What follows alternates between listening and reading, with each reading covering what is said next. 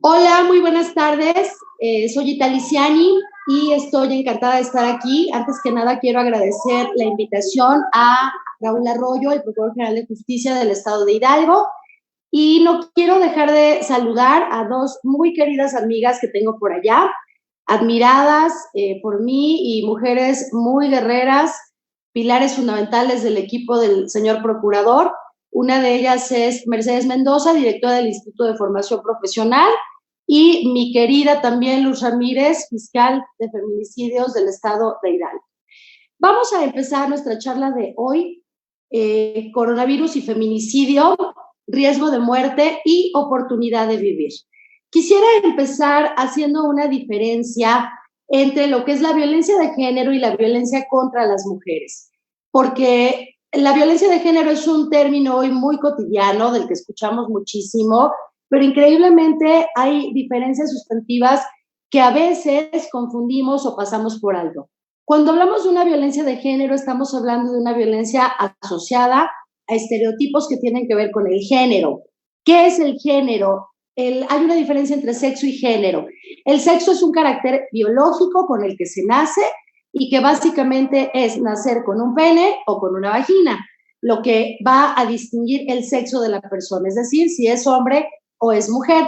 Pero cuando hablamos del género, no es un carácter biológico, es toda una construcción sociocultural que se basa en una serie de estereotipos que se asocian a el rol que se espera de un hombre o de una mujer. Entonces, en el caso de las mujeres, ¿cuáles son los estereotipos que giran en torno al género femenino? Que una mujer tiene que ser delicada, tiene que ser sumisa, tiene que buscar una pareja que la provea, que la proteja. Y entonces, cuando se rompen estas expectativas de rol, se caen en parámetros que tienden a estigmatizar. Por ejemplo, si una mujer tiene un carácter fuerte, entonces directamente se le cuestiona porque es una marimacha, o porque es una histérica, o es una psicótica. Si una mujer no quiere tener hijos, se cuestiona su calidad como mujer, porque la expectativa de un género femenino pues es tener hijos y formar una familia. Todo esto es una tradición milenaria que hemos cargado por 1000 años, la subcultura del machismo. Ahora, cuando hablamos de los hombres, tampoco se sustraen de estas dinámicas, porque el género masculino también tiene sus propios estereotipos. Por ejemplo, un hombre tiene que ser fuerte, un hombre tiene que ser proveedor, tiene que tener un carácter súper determinado. Entonces, cuando un hombre, por ejemplo, llora, directamente se le estereotipa como un homosexual, porque los hombres no lloran. Si un hombre contribuye en las tareas del hogar, es un mandilón, porque no está asociado al género. Todo esto, por supuesto, es una estupidez, pero estupidez que al día de hoy nos marca significativa y cotidianamente. ¿Cuál es la buena noticia? Que todos estos prejuicios en torno a los estereotipos que tienen que ver con el género son una construcción social y como tal tenemos la oportunidad de modificarlos y de irlos cambiando. Lo que hemos ido haciendo en las últimas generaciones, pero aún nos falta muchísimo por hacer. Entonces, cuando hablamos de violencia de género, estamos hablando de una violencia asociada a la expectativa que recae sobre ese rol, si eres mujer o si eres hombre, y lo que se asocia a ser femenino o a ser lo suficientemente masculino. Por lo tanto, violencia de género implica no solo violencia contra mujeres, sino violencia contra otros grupos, por ejemplo, homosexuales, por ejemplo, transexuales, etcétera. El día de hoy yo me voy a enfocar únicamente a violencia contra mujeres, pero sí es para mí bien importante siempre hacer esta distinción porque seguramente hay expertos también escuchando que no me perdonarían si es una charla sobre violencia de género solamente abordar el tema de mujeres. Por eso me gusta hacer la distinción. Ahora, en el tema de mujeres, de la violencia asociada directamente y que recae sobre niñas y mujeres, es un tema súper delicado, que aunque hablamos hoy muchísimo de ello, pareciera que aún no tenemos una conciencia lo suficientemente sólida respecto a las implicaciones y repercusiones que estas múltiples violencias que se manifiestan día con día tienen. porque a diferencia de otros delitos, la violencia contra mujeres es pluriofensiva. Por ejemplo, si hablamos de un robo, es un delito de naturaleza patrimonial. El afectado será el titular de ese objeto del robo, por ejemplo, un vehículo, y la afectación trasciende solamente a su persona.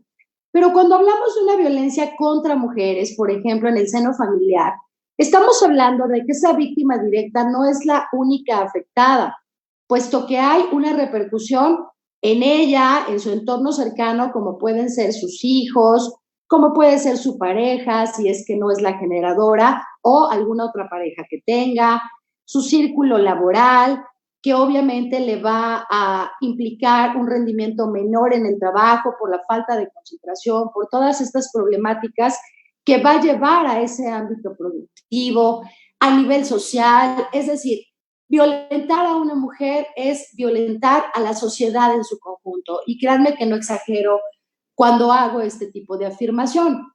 Ahora, los tipos de violencia contra las mujeres son muy variados. Estamos muy acostumbrados a que la violencia se tiene que ver. Inclusive este es un patrón sistemático que se vive todos los días en todas las agencias del Ministerio Público de este y de otros países. Si una mujer llega a denunciar violencia física por parte de su pareja y no llega con el ojo morado, el chorro de sangre, los golpes visibles, tangibles, esas marcas de las agresiones en su cuerpo, entonces pareciera que no existe esa violencia física o muchas veces se minimiza. Si la clasificación que hace un médico legista es que son lesiones que tardan en sanar menos de 15 días, que no van a dejar una cicatriz permanente, etcétera, entonces es como si no hubiera existido esa agresión. Y esto, por supuesto, que no es así.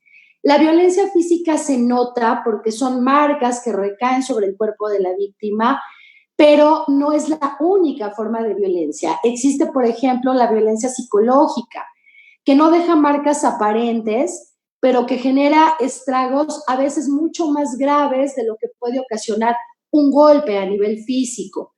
La violencia psicológica tiene que ver con estos malos tratos, humillaciones, expresiones denostativas hacia las mujeres, tipo, estás gorda, eres una inútil, no sirves para nada, sin mí no vas a salir adelante, tú haces lo que yo te digo, etcétera. Este tipo de violencia se tiene a veces la creencia de que no se puede probar cuando hablamos del marco de la integración de una carpeta de investigación.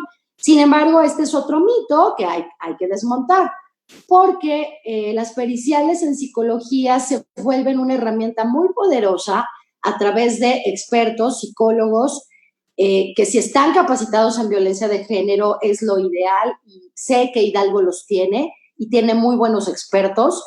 Y entonces un psicólogo, un terapeuta va a poder encontrar esas marcas de las que hablábamos hace un ratito, que no se ven a simple vista, pero que un especialista va a poder identificar, porque eso va a ir trastocando la autoestima de la persona, su esfera psicoemocional, que es el bien jurídico tutelado, y eso se va a reflejar en pruebas proyectivas, en entrevistas y en todos los instrumentos que utiliza un psicólogo. Ahora, otra violencia muy recurrente, muy frecuente, es la violencia de naturaleza económica, que normalmente precede a algunas otras. Entonces, básicamente consiste en que, volviendo a este tema de los estereotipos de los roles, si el hombre es el proveedor y es el que mantiene el hogar, entonces, siguiendo el principio de que el que paga manda, como yo pago, yo mando, y eso implica que yo puedo hacer contigo lo que yo quiera. Y eso, por supuesto, trae asociada normalmente una violencia psicológica y a veces física.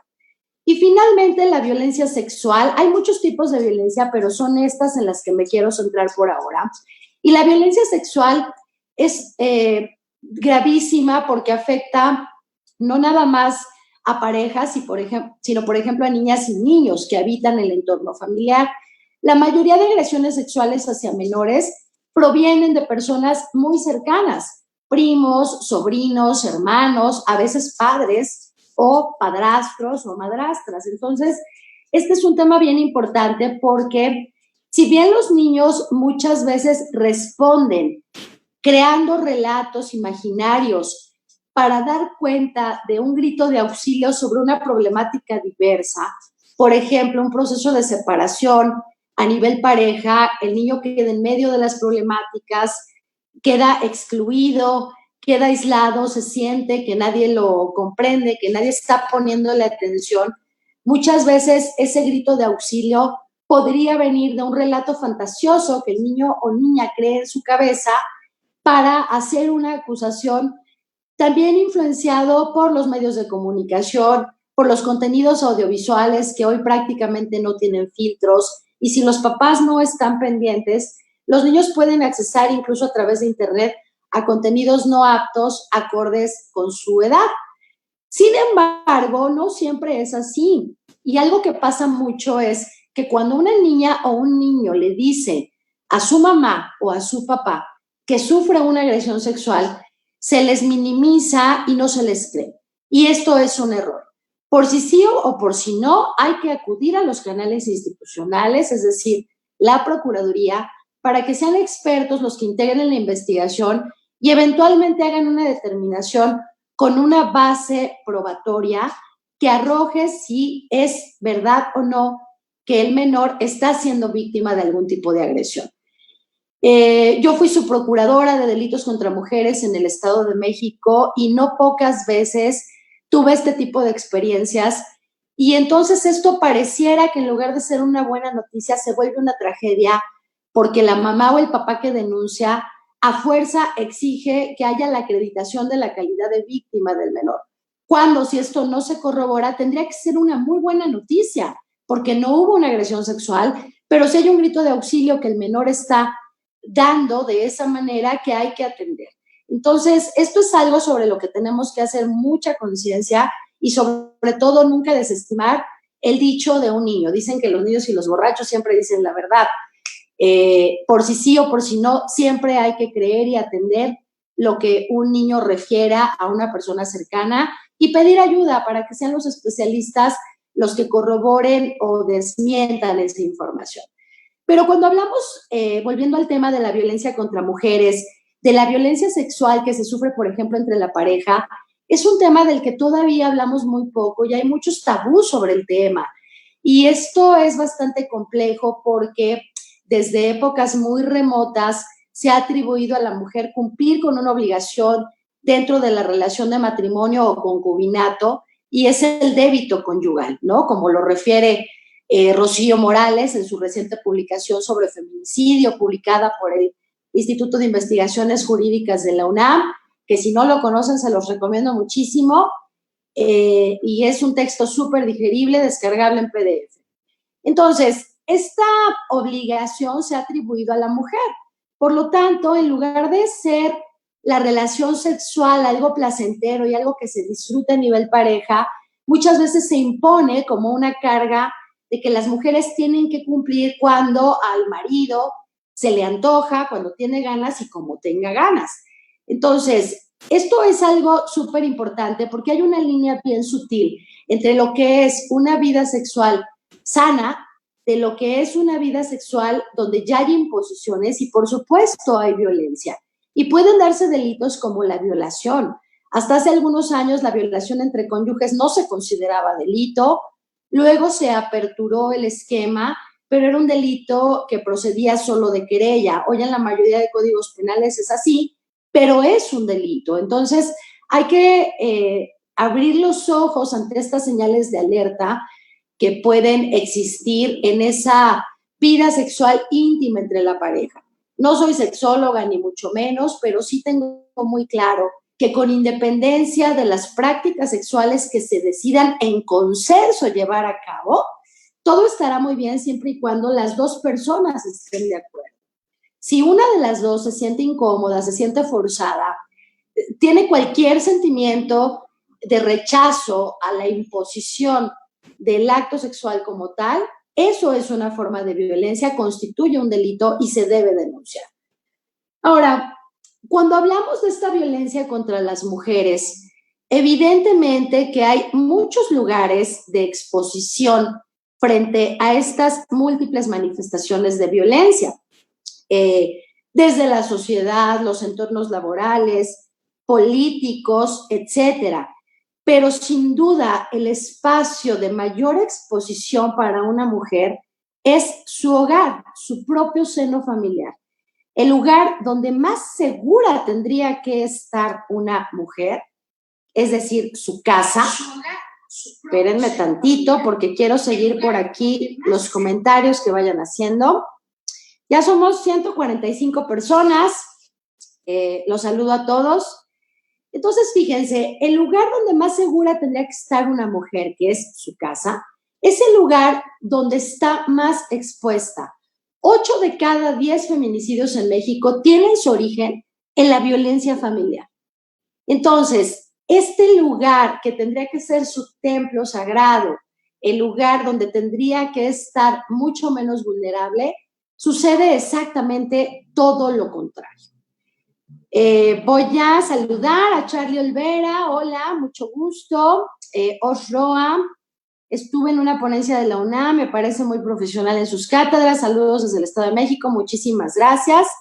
Marilú, tenemos que romper el androcentrismo y el sistema patriarcal. Totalmente de acuerdo, Marilú, y tú eres una experta en el tema. Ramón Galloso, Centro Estatal de Prevención Social de la Violencia, Delincuencia y Participación Ciudadana de Hidalgo. Muchísimos saludos hasta allá. Rosy Ángeles, hola. Lili, presentes aquí también, saludos. Adrián, hola, ¿cómo estás? Hola, Irene, hola, Celia. Hola, Dulce, qué gusto. Consuelito Calva, hola, muchos saludos. Mari Carmen Estrada, de la Secretaría de Seguridad Pública de Hidalgo, nos saluda. Muchos saludos a todos los que laboran en esas áreas. Vicente Lara, buen tema, hay mucha violencia psicológica, quizá mucho más que la física, totalmente de acuerdo. Jenny, qué bueno que te acabas de unir, y bueno, por aquí los voy a ir siguiendo. Entonces, hablábamos de que el hogar es el lugar de mayor exposición a la violencia para las mujeres. Ahora, ¿qué tiene todo esto que ver con el título de nuestra ponencia? Pues tiene todo que ver, porque derivado de esta pandemia en la que nos encontramos por ahora, pues a través de las autoridades sanitarias, se nos han impuesto una serie de restricciones como medida de prevención de contagios del coronavirus. Y dentro de estas medidas de protección, la que más nos ha trastocado nuestras dinámicas de vida, por supuesto, pues es el encierro, esta restricción de salir de casa si es que esto es posible, ¿no? Entonces, el encierro, por supuesto, que además de todas las semanas que ya llevamos en esta condición, ha ido generando particulares estados de ánimo en todas las personas. Somos seres humanos y de pronto nos cambió la vida. Y esto ha tenido repercusiones. Por ejemplo, depresión. Hay personas que están totalmente deprimidas porque no pueden salir a la calle, porque no pueden continuar con su vida normal, porque no se hallan dentro de su propia casa. Estamos acostumbrados a ciertas dinámicas en las que tenemos cierta convivencia con la familia, pero también en los entornos laborales, en los entornos de amigos. Y cuando de pronto nos quitan todo eso, ya hay que permanecer en casa 24 horas, las dinámicas familiares se ven trastocadas de una u otra manera. Con estos ciclos de depresión, ansiedad, la gente está muy ansiosa por el encierro, los episodios de ira que también puede conllevar esta depresión y esta ansiedad, los trastornos del sueño, me incluyo, ¿no? Me duermo a las 4 de la mañana, me paro a las 7 y otro día todo el día quiero estar en la cama y no quiero levantarme, y por supuesto a la 1 de la mañana no tengo sueño. Entonces, el dormir es algo muy importante para el estado de ánimo y para la salud física y mental de todas las personas. Estos episodios de insomnio que tenemos todos, que a nivel mundial ya dijo la OMS que es un síntoma del encierro, van trastocando. Los problemas económicos, porque claro, atravesamos una situación bastante complicada ahorita en el país, porque el parar los círculos productivos económicos, pues nos ha llevado a una crisis de la que ojalá pronto salgamos cuando todo empiece a volver a la normalidad. Las personas que no han podido respetar el encierro no lo han podido hacer porque si no salen a trabajar, simplemente mueren de hambre. Hay muchos trabajadores que siguen cobrando una quincena, haciendo home office, qué bien. Hay otros que siguen teniendo un trabajo, pero les han reducido significativamente el salario. Y hay quienes se encuentran totalmente detenidos. Entonces, los problemas económicos también generan mucha tensión a nivel familiar. Y, por supuesto, el consumo de ciertas sustancias como el alcohol. El alcohol está asociado mucho más que algunas otras sustancias, por ejemplo, la marihuana, a violencia. Entonces, todo esto ha ido generando un clima en el que, fíjense, es el lugar de mayor exposición de una mujer víctima de violencia, que es su hogar, asociado a todos estos factores provocados por este encierro forzoso en el que estamos, pueden ir acentuando estas condiciones y potencializando estos círculos de violencia de los cuales parece por momentos imposible salir. Pero esto no es así. ¿Hay un riesgo latente hoy en día para muchas mujeres? Sí, sí lo hay y sería absurdo negarlo. Sin embargo, la violencia siempre se manifiesta. Hay pequeños focos, pequeñas señales de alerta que se van encendiendo que a veces no queremos ver o viéndolas no sabemos qué es lo que tenemos que hacer. Y sobre eso quiero dejar la reflexión del día de hoy. La importancia de denunciar y de hacerlo a tiempo. Muy brevemente quiero compartirles dos experiencias que viví directamente en carne propia cuando tuve la oportunidad de ser su procuradora en el Estado de México.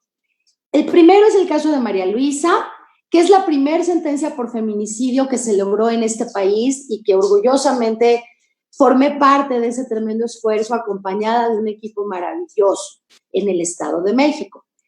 María Luisa era una mujer que tenía una relación de 10 años de matrimonio con Austreberto, tenían dos hijos pequeños de 7 y 5 años de edad. Durante los 10 años, desde el día 1, hubo maltratos, hubo violencia física, económica y psicológica, muy severa. María Luisa no era del Estado de México, su familia era de Hidalgo precisamente, de una comunidad que se llama Apan, y María Luisa vivía en Metepec, Estado de México, totalmente aislada de su familia, pero además Austreberto se encargó de aislarla aún más. ¿La familia de María Luisa sabía que ella era víctima de violencia? Sí. ¿La familia de Austreberto lo sabía? También. Lo sabían los amigos, lo sabían los vecinos, todo mundo conocía la historia. Sin embargo, todo ese mundo nunca intervino, porque es un problema de la pareja, es un problema doméstico, no hay que meternos. Y nadie hizo nada nunca. María Luisa, por supuesto, jamás en su vida presentó una denuncia, nunca pidió ayuda, y un día, una madrugada a las 3 de la mañana, discutieron y Austreberto tomó una pesa de 7 kilos, una pesa para hacer ejercicio de puro fierro, y le dio 3 golpes a María Luisa. Le dio los golpes a esta altura, le rebotaron en el hombro. Muerte instantánea. Cuando nosotros llegamos a hacer el levantamiento del cadáver, María Luisa estaba boca arriba sobre la cama, tenía un cabello largo, hermoso, negro. De su cabello todavía goteaba sangre. Los niños fueron testigos presenciales. Imagínense la tragedia de todo esto que sucedió. Los niños, de hecho, fueron los que denunciaron, porque esto fue de sábado para domingo, y los niños, cuando empieza a amanecer, rompen una alcancía que tenían, sacan 5 pesos, van a una tiendita que estaba enfrente, que por supuesto estaba cerrada porque eran como las 7 de la mañana de un domingo.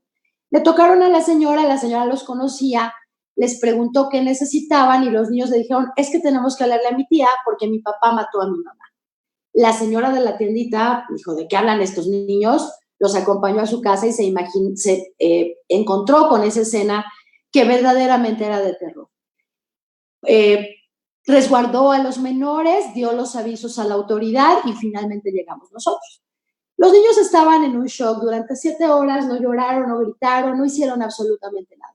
Después de un trabajo fantástico de un equipo maravilloso de terapeutas que formaban parte de mi equipo de trabajo en ese entonces, los niños soltaron su primer lágrima y empezaron a contar lo que había sucedido. Realmente mentiría si no les confesara que los niños nos hicieron la investigación, porque nos dieron toda la información penalmente relevante. Después de aproximadamente 4 o 5 días logramos hacer la captura. Cuando yo le hice la entrevista inicial a Austreberto, le pregunté por qué la hazaña con la que había matado a su mujer. porque no tengo mucho tiempo de entrar en detalles, pero tenía el ojo totalmente desprendido, tenía desprendimiento de dientes, la mitad del rostro completamente desfigurado, es decir, había una hazaña brutal en el hecho en sí. ¿Y saben qué me respondió Austreberto? Que él no quería matarla, que para él solo había sido una golpiza más y que se le había pasado la mano. Y además Austreberto lloraba porque la amaba tanto y él no quería matarla. Imagínense mi impresión al escucharlo. Al día de hoy, Austreberto no recuerda el motivo por el cual discutió con María Luisa aquella noche. María Luisa hoy ya no está, pero yo cuento siempre su historia, incluso en mi libro la narro, porque estoy segura que a María Luisa le habría gustado darle sentido a su experiencia para evitar la muerte de otras mujeres. Y el segundo caso que les quiero contar muy rápidamente es el caso de Soledad. Ella es una mujer que estuvo casada 30 o 35 años, 2 hijos pues ya universitarios, sufrió violencia muchos años, nunca denunció, sin embargo inició los trámites del divorcio, se separó y en el proceso de separación un día llegó el tipo a su centro de trabajo y ella se negó a hablar con él. El tipo insistía, ella por evitar un problema en su trabajo le permitió el acceso, cerró la puerta de su oficina. El tipo traía una gabardina, hacía mucho frío en esa época, y cuando se abre la gabardina saca un machete y la agarra a machetazos. Lo único que había de por medio era un escritorio. Los compañeros de trabajo, pues imagínense el horror que se escuchaba, tiraron la puerta, algunos salieron lesionados, sobre todo de manos y extremidades, para desarmar al tipo, lograron detenerlo, lo presentaron al Ministerio Público, mientras María Luisa era trasladada a un hospital de la Ciudad de México en coma. María Luisa estuvo 3 meses en coma, y cuando despertó del coma, ¿qué creen? Despertó con la noticia de que a su marido lo habían liberado dentro de las primeras 48 horas en el Ministerio Público porque las lesiones que tenía María Luisa no ponían en peligro su vida, no eran graves. Por supuesto, un caso de corrupción, esto fue en Ecatepec, Estado de México. Cuando María Luisa despertó del coma después de 3 meses, se enteró que había sido sometida a múltiples cirugías, le reconstruyeron el cráneo, tuvo exposición de masa encefálica, le hicieron varias cirugías en el brazo, le reconstruyeron 3 falanges de los dedos. Al día de hoy hace una vida perfectamente normal, pero, por ejemplo, en todo un brazo no tiene sensibilidad, lo que le impide cocinar, porque si se corta, si se quema, ella no siente absolutamente nada. Entonces, cocinar se vuelve una actividad de alto riesgo para ella. Y cocinaba delicioso.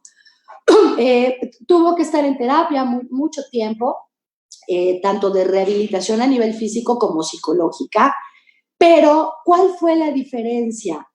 María Luisa no dejó el intento de que lo habían soltado y persiguió hasta las últimas consecuencias que se integrara a la carpeta de investigación. En esos meses de su lucha, acompañada por un colectivo de mujeres, una asociación civil, que hay que decir muchas veces hacen más que la propia autoridad, se integró la investigación y a los pocos meses logramos un orden de aprehensión por feminicidio en grado de tentativa, porque eso de ninguna manera configuraba unas simples lesiones. Y al día de hoy él está sentenciado a 25 años de prisión. María Luisa pudo recuperar su casa, su vida, porque todo el tiempo que duró el proceso ella estuvo escondida. Solo 2 personas conocíamos su ubicación. Una era la directora de la Asociación de Mujeres que la acompañó en este proceso, y la otra persona era yo. Cuando vinieron las audiencias, ella compareció a las audiencias, y cuando el juez estaba dando el fallo en el juicio oral, el juez decía, la olla oxisa, y la olla oxisa, y la olla oxisa. Entonces María Luisa se levantó en una de esas y le gritó, señoría, estoy viva. Y el juez, claro, no sabía dónde meterse, y por supuesto no lo hacía a propósito, pero era impresionante porque saber lo que le había pasado a esta mujer y entender que estaba viva eran 2 cosas muy difíciles de procesar. Entonces, ¿cuál es la diferencia entre el caso de María Luisa y el caso de Soledad? Una denuncia. Y por supuesto, la denuncia de nada sirve si no hay un trabajo eficiente que acompañe la autoridad, en este caso ministerial. Así que, para ir un poco cerrando la charla, me gustaría decir, hay un riesgo latente hoy para muchas mujeres que, derivado de la pandemia, están mucho más expuestas a esta violencia por parte de sus parejas. Sí, sin duda alguna. Si ya tenían estas señales de alerta, estos focos rojos de que estaban siendo víctimas de violencia y por alguna razón lo minimizaban o no querían verlo, seguramente si en este tiempo se han acentuado, yo les ruego, por favor, que denuncien, que no pongan en riesgo su vida. La violencia contra las mujeres mata. Y los casos de feminicidio y la fiscal de feminicidios, impresionante que tienen en Hidalgo, porque me consta su lucha y me consta su esfuerzo diario y que trabaja tanto con lo poco que tiene, porque ninguna procuraduría, los recursos nunca serán suficientes, y ella, créanme, que hace un gran trabajo y tiene un gran compromiso con el tema. No sé si se enoje conmigo por lo que voy a decir, pero la he visto llorar cuando me ha contado casos que ella ha trabajado directamente. Entonces, tienen autoridades comprometidas con el tema, porque me consta, al menos en ese tema. De otras áreas, desafortunadamente, no puedo decir lo mismo. Entonces, mujeres, no minimicen los riesgos. Hoy es una golpiza, mañana es una más, al rato viene una disculpa, al rato son unas flores, voy a cambiar. Los agresores no cambian. No es algo patológico, no es un gen del mal. Simplemente son círculos de los cuales es muy difícil salir.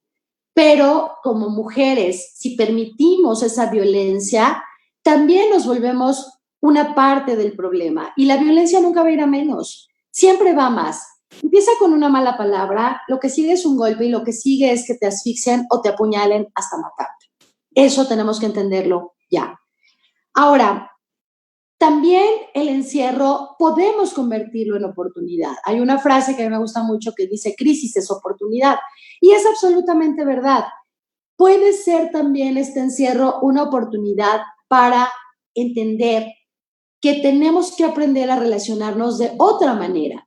A veces los círculos de violencia no alcanzan a los hijos, sobre todo si son menores de edad, se quedan a nivel pareja. Hoy estamos en la convivencia diaria con todos los integrantes de la familia. Entonces, si en algunos casos estas mujeres que probablemente han sido víctimas de violencia o lo están siendo, ven cierta disposición por parte de los agresores o alguna posibilidad de dialogar sobre estos temas para intentar una forma de relacionarse de manera distinta, creo que también es una oportunidad válida que podemos tomar. Y para ello también hay instituciones muy útiles para lograr esos fines. Entonces, solamente quien lo esté viviendo realmente puede saber si hay alguna posibilidad de que las cosas puedan cambiar con una expectativa real, porque insisto, a veces las víctimas se aferran a esto va a cambiar, me dijo que va a ser la última vez, y desafortunadamente no es así, nunca es así. Pero hay otros casos en los que tal vez las dinámicas que anteceden a la violencia por parte de los agresores tienen distintas explicaciones que pueden trabajarse de otra manera. Ojo, no estoy justificando de ninguna forma, pero hay muchos hombres violentos que lo son, no porque lo hayan decidido, sino porque fueron criados y educados de esa manera. Creen que es la única manera de relacionarse y creen que es normal.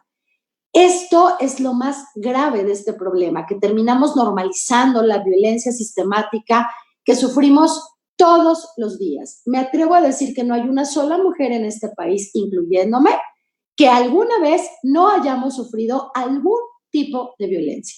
Pero el problema es que lo normalizamos y no hacemos nada. Entonces, hay instituciones que pueden ayudar si hay disposición por parte del agresor de ir más allá, desentrañar las razones de esa agresividad y esa violencia y cambiar. Nunca es tarde para cambiar. Entonces, a mí me gustaría cerrar esta plática diciendo básicamente dos cosas. Si hay alguna mujer víctima que en este momento me esté escuchando, no dudes en abrir bien los ojos y ver esas señales de alerta. Si ves focos rojos a tu alrededor de violencia, de agresividad, no te esperes más. Lo he trabajado muchos años, te lo garantizo, no va a cambiar. Va a ir a más. Esto cada vez se va a poner peor. Y si no denuncias, puedes morir. denuncia, acércate a la Procuraduría, sabrán cómo ayudarte. Ministerios públicos, ahí les encargo que hagan su trabajo también, por favor. Y si hay alguien que me esté escuchando que no sea víctima, pero que probablemente son expertos o simplemente son personas comunes y corrientes, expertos o no, operadores o no del sistema jurídico, que conozcan de algún caso cercano de alguien que esté atravesando por una situación de violencia, ayuden en la medida de lo que esté en sus manos, porque el silencio nos hace cómplices, el silencio mata, y lo que pase o no pase, de alguna manera, en alguna medida, seremos responsables de eso también. Por eso les contaba el caso de María Luisa. Por lo menos 15 personas de su entorno cercano conocían perfectamente la situación. Nunca nadie hizo nada. ¿Por qué? Porque era un problema de pareja y no consideraban válido meterse. Cuando Ostreberto mató a María Luisa, esas 15 personas que conocían lo que sucedía son responsables también de su muerte, no en términos jurídicos penales, sino en términos de una responsabilidad social por su omisión, por su indiferencia, porque el silencio, sin duda alguna, mata. No seamos cómplices. Bueno, hasta aquí me quedo por ahora con mi intervención. Voy a ir al chat a ver si tienen alguna pregunta, algún comentario. Vamos a ver dónde me quedé hace ratito. Muchos saludos. Denme 3 segundos que hay un montón de comentarios. Creo que me había quedado por aquí. Checo, un placer escucharla y seguir aprendiendo. Muchísimas gracias, Checo. Te mando muchos saludos. Alina, bonito día. Qué bueno que estás por aquí. Juan Carlos Meneses, del Centro Estatal de Prevención. Muchos saludos. Pilar, muy importante tema, totalmente. Rosy Ángeles, hola, ¿cómo estás? Noé, qué bueno que te uniste. Felipe Oropesa, mi querido amigo desde Jalisco, te mando un beso enorme. Dave Castro, qué bueno que andas por aquí. Pedro, saludos. Clemencia de la Secretaría de Seguridad Pública, concretamente del Centro Estatal de Prevención Social de la Violencia y la Delincuencia. Hacen un trabajo impresionante, síganlo haciendo. Qué bueno que andan por aquí. José Antonio Vargas nos manda saludos, excelente ponencia, muchísimas gracias. Mi querido Raúl, te mando muchos besos, espero no matar a nadie hoy. Este es un chiste local entre él y yo. Marisela Juárez, gracias maestra, hola desde Metztitlán. No conozco, supongo es Hidalgo. Muchísimos saludos. Hermenegildo, saludos desde la Secretaría de Seguridad Pública Estatal. Guadalupe Sosa, muchísimos saludos. Alexei, qué bueno que andas por aquí. Luz, saludos. Lupita, presente, qué bien. Gaby Gómez, Dani, muchos saludos. Susana Peláez, mi querida doctora, qué placer que andes por aquí. Nos dice, es de agradecer que Itali comparta y sobre todo la claridad con la que vierte el conocimiento. Mi querida doctora, sabes que te quiero y te admiro y eres una de esas mujeres guerreras que tiene esa procuraduría y que cualquier procuraduría mataría por tenerte. Te quiero mucho. María de los Ángeles Moreno Enzástiga, de la Universidad Interactiva Milenio. Estudia psicología en Pachuca. Muchísimas gracias por estar aquí. Antonio, muchos saludos. Víctor, saludos. Juan Carlos, Gaby, María, muchísimos saludos. Marco Antonio, felicidades por su plática. De la Subsecretaría de Prevención y Coordinación Institucional. Muchísimos saludos, gracias. Amparo, presentes, aquí estamos. Nayeli, qué gusto que al final pudiste entrar, hermosa. Montserrat, muchos saludos. Amali del Conalep Hidalgo, qué gusto. Patti, muchos saludos. No sé si haya preguntas, sigo saludando. A Sandrix, Alejandra Yera, mi querida Ale, mi hermosa Bere González, Toaki, muy bien. Alexa, Orlando, ¿cómo estás, cariño? Anel, Marifer, muy buena ponente, felicidades a la Procuraduría, muchas gracias. Marco Briceño, Iraíz, Moni, Joana, Rubén, Eduardo, Miguel Peña, Mireya, Luis, Omar, muchísimas gracias a todos. Ana Lara, efectivamente nuestra fiscal es una servidora muy comprometida. Suscribo totalmente. Estamos ya encima del tiempo. Ay, mi querido tocallito, mi hermano, te mando 1000 besos, Italo. Josvan, Alba, Erasmo, Fernando, mi querido Fer, te mando muchos besos. Mi querido Fer fue mi escolta y lo adoro.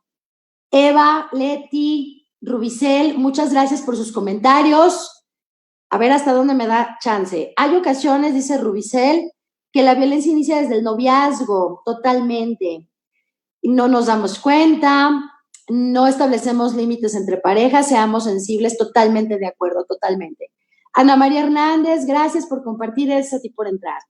Frida, Vero, Diana, Jesús, Alejandra, Marta, Clau del Instituto de Inteligencia del Desarrollo Municipal, muchas gracias por estar aquí. Diana, para prevenir la educación de los niños del futuro. Totalmente de acuerdo. ¿Cuáles son los puntos identificados para fortalecer con las mamás? La educación con equidad, romper estos estereotipos de los que hablábamos al inicio, reparto equitativo de tareas, enseñarles principios de igualdad y de equidad desde las edades más tempranas, que no normalicen la violencia como nosotros, que ya estamos más grandes, que normalicen la equidad y el respeto. ¿Sí? Bueno, estamos ya sobre el tiempo. Hasta aquí dejo los comentarios. Si hay preguntas, déjenmelas en los comentarios de Facebook. Les prometo, ténganme paciencia, los iré respondiendo poco a poco. Les mando muchos besos, les agradezco mucho su tiempo. Nuevamente, gracias a la Procuraduría de Hidalgo por este tipo de ejercicios y gracias al área de comunicación social, que son unos lindos y nos facilitan toda la plataforma tecnológica y nos ayudan para que esto sea posible. Me encantó estar con ustedes y recuerden, si te callas, te mueres. Denuncien, no seamos cómplices de la violencia. El silencio mata. Muchas gracias por su tiempo y por su interés. Hasta luego.